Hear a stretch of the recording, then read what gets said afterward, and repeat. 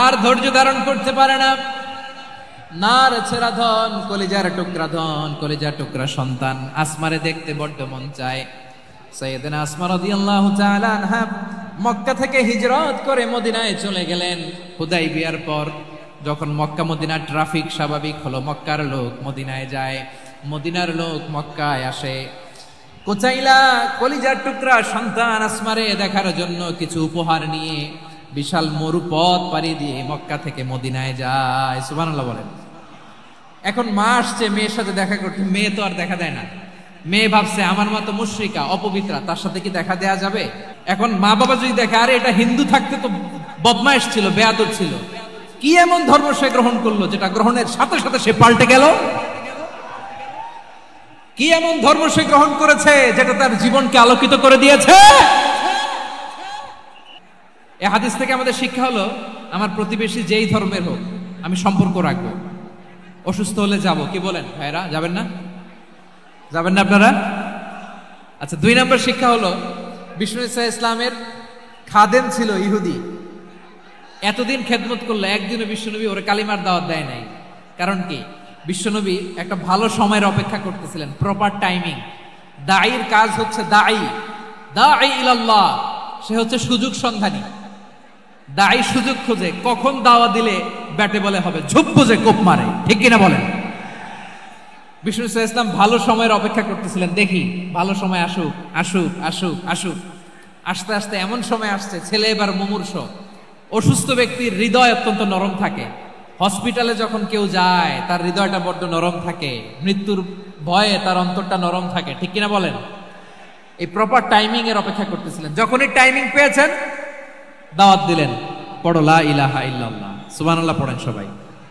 তাহলে ইসলাম অমুসলিম প্রতিবেশীর সাথে ভালো আচরণ করতে বলে। ইসলাম অমুসলিম মাতা পিতার সাথেও ভালো আচরণ করতে বলে। মাতা পিতা যদি অমুসলিম হয় তারা ফেলে দিতে পারবেন? পারবেন?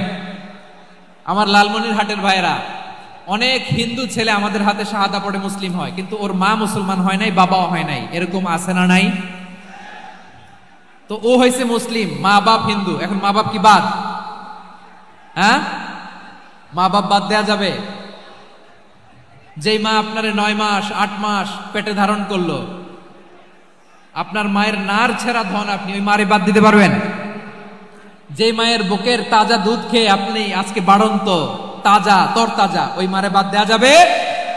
মায়ের এক ধারে দুধের দাম, কাটিয়া গায়ের চাম, পাপুষ বানাইলেও ঋণের শোধ হবে না। এমন দরদি ভাবে কেউ হবে না আমার মাহা গো। মায়ের এক ধারে দুধের দাম, কাটিয়া গায়ের চাম, পাপুষ বানাইলেও ঋণের শোধ হবে না। এমন দরদি ভাবে কেউ হবে না আমার মাহা গো, ঠিক কিনা? মাকে তো বাদ দেওয়া যায় না। وَقَضَى رَبُّكَ أَلَّا تَعْبُدُوا إِلَّا إِيَّاهُ وَبِالْوَالِدَيْنِ إِحْسَانًا। আল্লাহ বলে অবধারিত 2টা ভার্ডিক্ট তোমাদের জন্য, এক আল্লাহর ইবাদত করবা আর মা বাবার প্রতি ইহসান করবা। আদেশটা কার? মা বাবার প্রতি ইহসান করতে হবে। আমার মা হিন্দু হোক ভালো আচরণ করতে হবে, বৌদ্ধ হোক ভালো আচরণ করতে হবে। আমার যে সমস্ত হিন্দু ভাইয়েরা মুসলিম হয়েছে, তোমাদের মা বাবা এখনো মুসলমান হয় নাই, তাদের সাথে ভালো আচরণ করতে হবে। আপনাদের খেদমত নিজে করতে হবে অথবা খেদমতের ব্যবস্থা করাই দিতে হবে। মান্থলি যে খরচ লাগে এটা দিতে হবে। আরে তুমি এখন মুসলিম, তোমার মা বাবা হিন্দু, এখনই তো সুযোগ ইসলামের সৌন্দর্য দেখানো। এখন মা বাবা যদি দেখে আরে এটা হিন্দু থাকতে তো বদমাইশ ছিল, বেয়াদব ছিল, কি এমন ধর্ম সে গ্রহণ করলো যেটা গ্রহণের সাথে সাথে সে পাল্টে গেল? কি এমন ধর্ম সে গ্রহণ করেছে যেটা তার জীবনকে আলোকিত করে দিয়েছে? নসিব ভালো হইলে তারাও কালিমা পড়ে মুসলমান হয়ে যাবে। বিষ্ণু ঈসা ইসলামের স্ত্রীর নাম ছিল আয়েশা রাদিয়াল্লাহু তাআলা আনহা, আবু বকর রাদিয়াল্লাহু তাআলা আনহুর মেয়ে। আবু বকর রাদিয়াল্লাহু তাআলা আনহুর আরেক মেয়ের নাম হচ্ছে আসমা। কি নাম? দুজনই আবু বকর রাদিয়াল্লাহু তাআলা আনহুর মেয়ে, আসমা আর আয়েশা। নাম দুটো কেমন লাগে? আসমা নামটা কেমন লাগে? আয়েশা নামটা কেমন লাগে? সবার ভালো লাগে নাই? নাম দুটো আপনাদের ভালো লাগে? লালমনিরহাটে অনাগত যদি কন্যা সন্তান হয়, যদি মনে চায় আসমা রেখে দিতে পারবেন, যদি মনে চায় আয়েশা রেখে দিয়েন। দেশে বিদেশে এয়ারপোর্টে রাস্তা ঘাটে শুধু বলে হুজুর একটা নাম দেন, আমার ছেলের একটা নাম দেন, মেয়ের একটা নাম দেন। তো আমার মনে আছে যশোরের আদ্দিনের মাহফিলে আমি একটা দুইটা নাম দিয়েছিলাম। আজকে লালমনিরহাটের এই প্রোগ্রামে কন্যা সন্তান যদি হয় দুটা নাম দিলাম, আসমা কিংবা আয়েশা। ইনশাআল্লাহ পড়েন। দুজন বোন, এক মায়ের না, বাবা এক মা দুইজন। আয়েশা রাদিয়াল্লাহু তাআলা আনহার মায়ের নাম উম্মে রুমান, আর আসমা রাদিয়াল্লাহু তাআলা আনহার মায়ের নাম কুতাইলা বিনতে আব্দুল উজ্জা। আবু বকর রাদিয়াল্লাহু তাআলা আনহু 4টা বিয়ে করেছিলেন। তো একই ঘটনা ঘটেছে এই ফ্যামিলিতে। আসমা ইসলাম ধর্ম গ্রহণ করে মুসলিমা, কিন্তু তার মা কুতাইলা মুশরিকা। আই রিপিট, বোঝার জন্য আমি আবারও বলি, আসমা রাদিয়াল্লাহু তাআলা আনহা মুসলিমা, আর আসমার মা কুতাইলা, আওয়াজ করে বুঝে থাকলে বলেন, আসমার মা মুশরিকা। তার মানে মেয়ে মুসলিম, মা অমুসলিম। ভেজাল আছে না নাই? কিন্তু কুতাইলা আর ধৈর্য ধারণ করতে পারে না। নার ছেড়া ধন, কলিজার টুকরা ধন, কলিজার টুকরা সন্তান আসমারে দেখতে বড্ড মন চায়। সাইয়েদনা আসমা রাদিয়াল্লাহু তাআলা আনহা মক্কা থেকে হিজরত করে মদিনায় চলে গেলেন। হুদাইবিয়ার পর যখন মক্কা মদিনার ট্রাফিক স্বাভাবিক হলো, মক্কার লোক মদিনায় যায়, মদিনার লোক মক্কায় আসে। কুতাইলা কলিজার টুকরা সন্তান আসমারে দেখার জন্য কিছু উপহার নিয়ে বিশাল মরুপথ পাড়ি দিয়ে মক্কা থেকে মদিনায় যায়। সুবহানাল্লাহ বলেন। এখন মা আসছে মেয়ের সাথে দেখা করতে, মেয়ে তো আর দেখা দেয় না। মেয়ে ভাবছে আমার মা তো মুশরিকা, অপবিত্রা, তার সাথে কি দেখা দেয়া যাবে? বিশ্বনবীর দরবারে চলে গেলেন। সুবহানাল্লাহ বলেন। কি সৌভাগ্যবান ছিল তারা, মাসলা জানার দরকার হলেই নবীর দরবারে চলে যেত। ঘরে বউয়ের সাথে ঝগড়া হলে নবীর দরবারে চলে যেত। অনেক সাহাবী বলে আমার পেটে ক্ষুধা লাগলো আমি নবীর কাছে চলে যেতাম, কারণ নবীর চেহারার দিকে তাকালেই আমার পেটের ক্ষুধা মিটে যেত।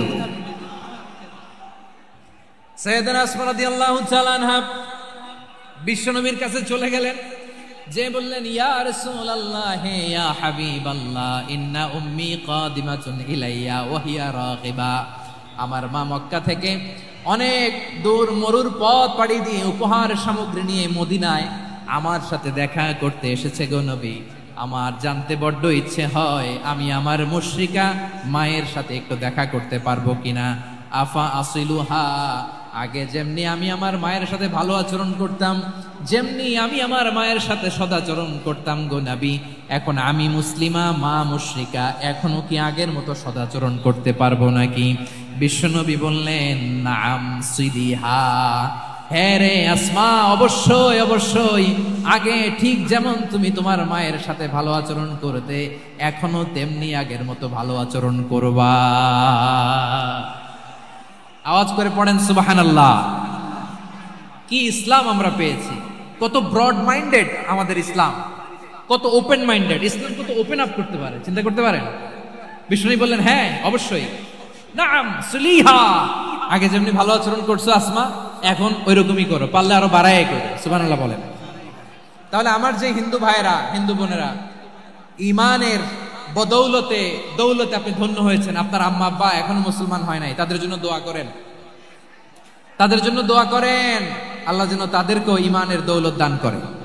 আমরা সবাই পড়ি আমিন, আরো জোরে পড়েন আমিন। এখন বলেন ইসলাম কি ন্যারো মাইন্ডেড রিলিজিয়ান না ব্রড মাইন্ডেড? আমার প্রাণ ঢালা ভালোবাসা জানবেন, আমার হৃদয়ের গহীন থেকে ভালোবাসা নিবেন, শুভেচ্ছা জানবেন সবাই।